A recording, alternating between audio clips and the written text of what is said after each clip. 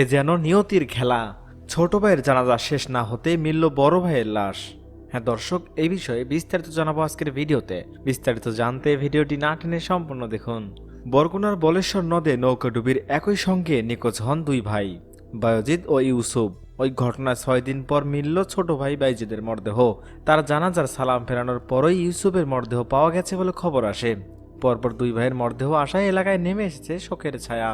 বুধবার সকাল 8টার দিকে পদ্মা গ্রামের আমিন বেবারির ছেলে বাইজিদের জানাজা সম্পন্ন হয়। তাদের বাড়ির সামনেই মাঠে পড়ানো হয় জানাজা।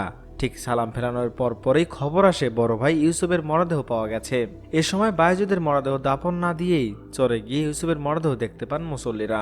এর আগে মঙ্গলবার বিকেলে 5টার দিকে পাথরঘাটা থেকে 30 কিলোমিটার দক্ষিণ পশ্চিমে সুন্দরবন সংলগ্ন পিদিয়া এলাকায় ভাসমান অবস্থায় বায়োজিৎ বেপারীর মরদেহ উদ্ধার করেন পরিবারের সদস্যরা।